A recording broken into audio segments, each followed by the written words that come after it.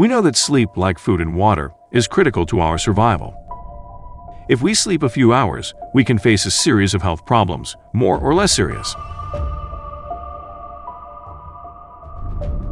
In the late 1940s, Soviet-era researchers conducted a terrifying experiment with the aim of studying the effects of sleep deprivation, and at the same time creating a stimulant that would keep a person awake for a long time, which could have been useful when fighting a war.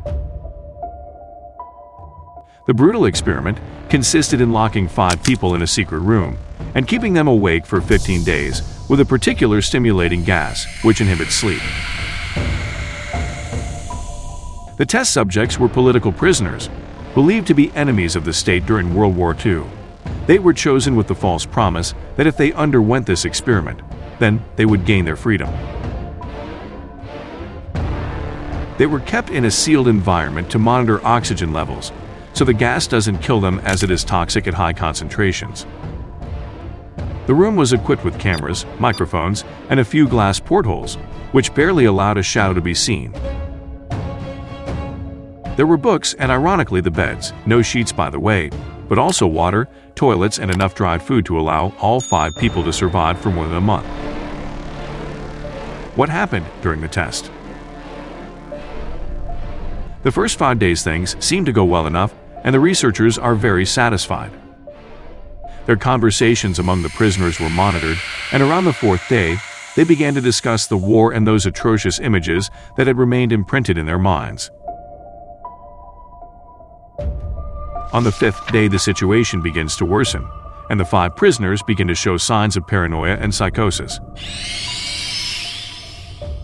They stop talking to each other and start talking to themselves and say nonsense words. They start whispering into the microphones and have hallucinations. Researchers begin to ask themselves, were the effects due to sleep deprivation or the presence of the gas itself?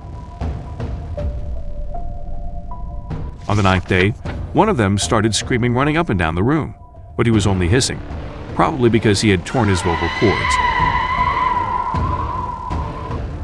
So a few days passed when no sound came from the microphones placed in the room. Total silence. However, the oxygen levels in the room showed that the 5 men were still breathing. On the morning of the 14th day, the researchers violated the protocol using the intercom placed inside the room, hoping to provoke a reaction of the prisoners, who feared they were dead or reduced to vegetables. The words spoken on the intercom were, "We're opening the room to test the microphones. Get away from the door and lie down on the floor, otherwise we will shoot you. Respecting this rule will earn one of you immediate freedom." Surprisingly, the answer was, "We don't want to be released anymore." At this point, there were discussions between the researchers and the military forces that funded the experiment. At midnight on the 15th day, the door of the room was opened, as well as the vents, in order to clean the room of the stimulating gas and fill it with fresh air and then with oxygen. The prisoners kept yelling at the top of their lungs to turn on the gas again. They were afraid of falling asleep.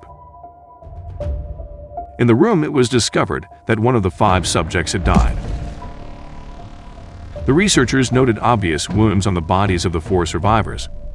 They had torn the skin and muscles from their chest, leaving the lungs clearly visible, and some of their organs, such as the liver, stomach, and intestines, were found on the floor of the room. The food rations were not even touched, as the prisoners ate their own flesh, displaying inhuman strength and superior than normal resistance to drugs and sedatives. At this point, the researchers closed the door, while the men begged to reopen the gas, and asked for the intervention of the Russian military. In trying to get the prisoners out, one of the Russian soldiers was killed because his throat was ripped out, while another had his testicles removed and an artery in his legs severed by the teeth of one of the prisoners. In the struggle, one of the 4 prisoners bled to death due to the rupture of the spleen. The 3 survivors, including 2 with intact vocal cords, were sedated with morphine injections and then transferred to a medical facility, despite continually begging for gas to be kept awake. All 3 prisoners were operated on in an attempt to reposition their organs. The first died on the operating table at the time of the anesthetic injection. The second, devoid of vocal cords, shook his head violently in disapproval when the anesthetic gas was approached. He was thus operated on without anesthesia for 6 hours. As soon as the surgery was finished, the subject looked at the surgeon and tried to say something, but he could not speak. He got him a paper and a pen so that he could write his message. There was written, "Keep cutting." The third prisoner, who was still able to speak, was also operated on without the use of any anesthetic. The doctors asked him why he had caused those injuries, and the answer was, "I have to stay awake." Faced with the wrath of their military for failing the objectives stated in their project, the researchers proposed at this point the euthanasia of the surviving subjects. The commanding officer wanted to see what would happen if the gas was reignited. The prisoners were tied to the bed and returned to their room, and the gas was turned on again.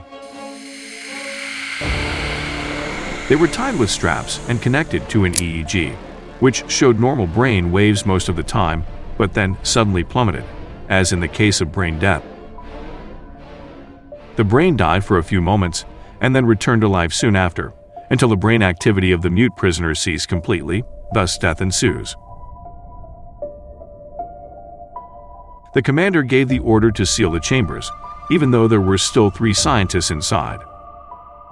One of them objected, took out his gun, and shot the commander before he managed to close the door. Then he aimed the weapon at the mute prisoner and fired again. So he aimed the gun at the last survivor, saying, "I'm not going to be locked in here with those things. Not with you. What are you actually? I must know." The prisoner smiled and replied, "Did you forget that so easily? We are you. We are the madness that lurks within all of you, praying to be free at all times in your deepest animal mind. We are what you hide from at night when you go to bed. We are what you reduce to silence and paralysis every time you take refuge in that sleep that we can no longer trample." The researcher watched him for a few seconds and then fired. With a strangled voice, the prisoner said,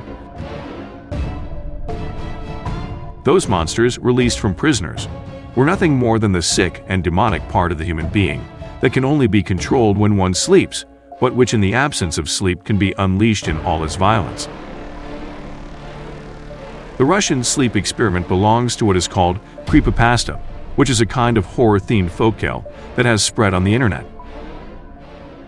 It first appeared on the web in 2010, published by a user named Orange Soda, whose real name is currently unknown. There are many debates on this story, seen according to some it is even a real story.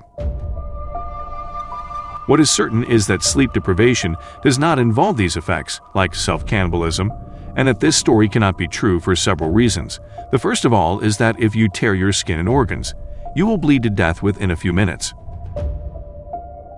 It is therefore a fictional story that has met with overwhelming success, becoming one of the most popular creepypasta stories ever.